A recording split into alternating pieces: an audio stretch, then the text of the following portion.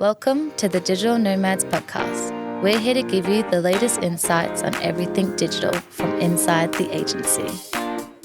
All right, we're back. Hello. We're going to talk about SEO tools. Yeah.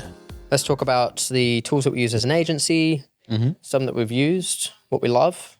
What we'd recommend. Yeah, so I guess this is going to be for whether it's beginners getting into SEO. This could be maybe more geared towards people in the agency or as a freelancer, and just give an insight of the tools that we leverage as an agency or have used and what we think's beneficial and not beneficial. We've used most of them. There's very few that we haven't used. Yeah. Yeah, we've used a lot of tools. Yeah. I like to try everything that comes out. I think it's valuable to try it and test it and see, what works and what doesn't. So what's your go-to? My go-to would probably be SEMrush. Yeah, SEMrush is decent. I know there's a big SEMrush Ahrefs thing. Yeah, there is. I like Sem. Okay. I just the user interface is nice. Yeah, the UI is definitely, I believe, a better UI and experience than what Ahrefs has. Yeah. I agree with that. Yeah. But it's good to use a combination of tools, I think. Yeah. Because some will give you certain features that others don't, or give you data that is slightly different. Yes. Because they're pretty good, but not all 100% accurate all the time. So you have to use like a combination. Yeah.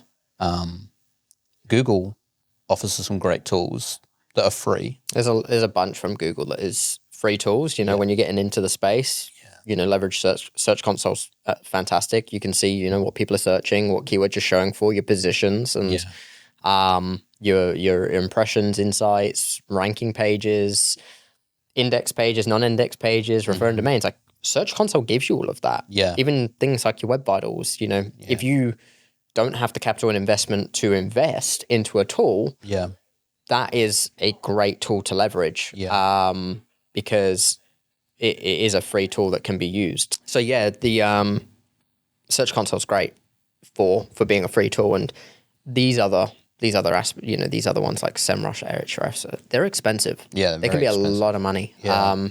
And it's actually something from an agency standpoint when you're getting into SEO, or depending on the size of the business as well, especially if you're in a small business, you're running less than 10 employees.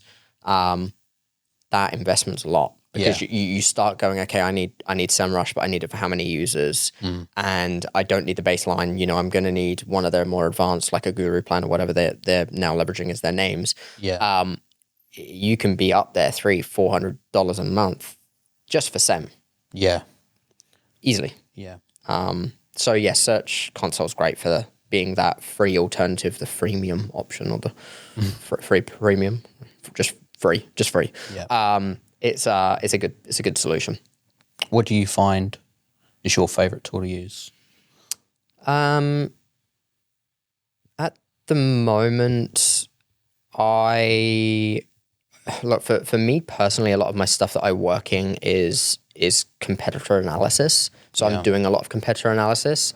It's not really from a watch the comp aspect, but it's more from missed opportunity aspect. So Ahrefs, I find very straight to the point in that, of where I can do really strong competitor analysis within SEO, whether it's a keyword gap analysis, a link building analysis of potential links that we don't acquire or haven't acquired, content gap, meaning the content that we don't have distributed, which, competitors around us or competitors nationally or internationally do have. That is the tools that I'm strongly within at the moment. Yeah. So for me, anything that is going to be within that competitor analysis space is really beneficial to me, which is where Ahrefs kind of shines, I believe. It's very good at that. I think it's a bit better at that than potentially maybe what SEMrush is. Nothing against SEMrush. I think it's got some fantastic other tools that it can leverage, but that's a strong space for what I leverage. Previously, I used to use some writing tools. We can talk Surfer, Surfer SEO. Yeah. But now with the demand being that unique content is so much more apparent, I don't seem to leverage writing tools. We have the expertise to be able to self-write manually. Yeah. Of where we're copywriting without potentially leveraging these content score tools. Yeah. So we utilize things like SEMrush or AH for good keyword analysis and understanding, the content planner and the keyword clusters of what we're going to be targeting, and then we're just manually writing and not necessarily leveraging a tool for that. So, Ahrefs for myself is kind of a go-to. Yeah. I think those tools are good for frameworks. Yeah. Like, you get writer's block. For sure. So, those tools can be good. Even like ChatGPT can be good for that, or Claude AI. Yep. Which is a newer one. Claude's very good. Yep. For creating like frameworks and templates for things to get you out of that writer's block, but it will never be a good copywriter. No. At the moment, there's just no way that it is as unique as you need it to be. Yeah. And it won't perform. We've seen this. Yeah. So it's important to, a good copywriter. Yeah. It's important. Yeah. It's become more and more apparent. The more that AI technology is advancing, it's like the more and more apparent that a copywriter is becoming kind of back into the mix.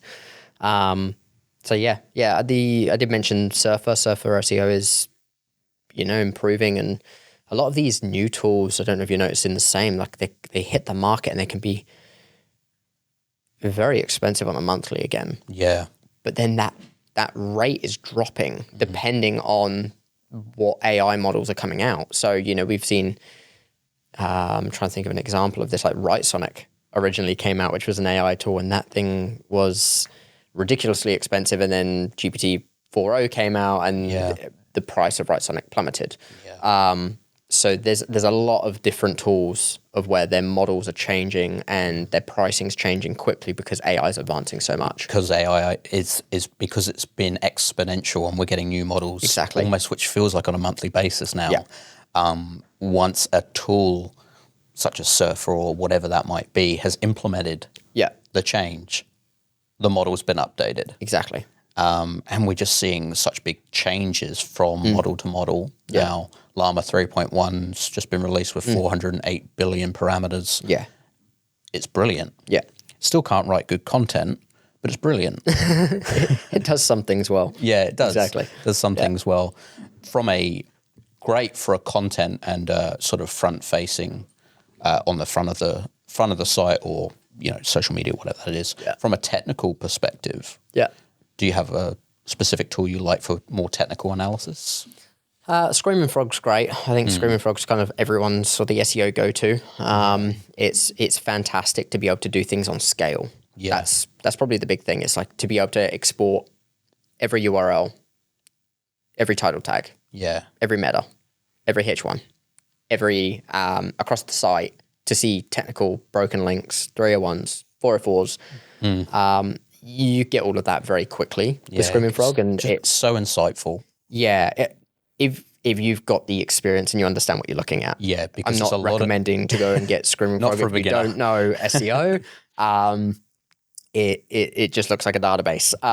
But it's not very pretty. No, it's not. But if you understand what you're looking for and you know how to utilize it, it's incredible. It's a very powerful tool. If you're running 10,000 pages on the site, this thing can, batch out and batch back into being able to, do the changes that you need to change on scale without having to manually change page by page. So fantastic tool and very good from a technical standpoint. Yeah. Yeah. I was talking Surfer. Surfer's good. What I like, which is kind of a new feature that we're starting to see more and more in some of these tools, is that SERP analyzer concept, which I like. I don't use it a whole lot because a lot of them are leveraging the content score idea of where it will look at the content, read the content, and then base it on a score based on its model.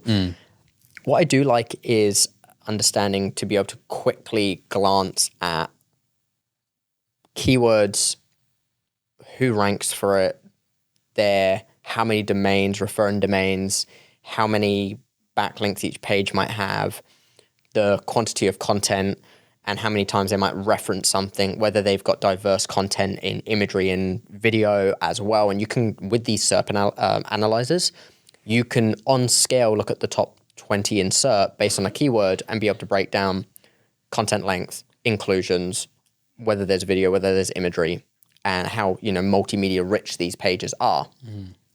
There isn't necessarily a format of where you look at this and see a strong correlation across the board. No.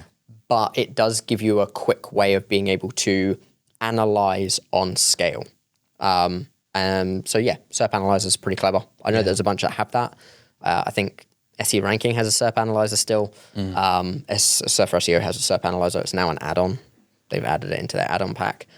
But I think that is also a really good feature that you don't necessarily get at the moment in Ahrefs. So yeah, it helps you determine sort of topics the content needs to touch on for those specific pages or whatever it is that you are developing, which is great for making sure you're covering everything.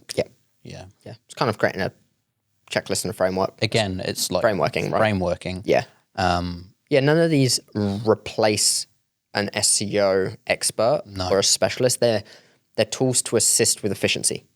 Yeah, it's exactly what happened when Excel came out. Yeah. And then if you're an accountant, it just made your job a lot easier. Exactly. Yeah. Exactly. More powerful. Yeah.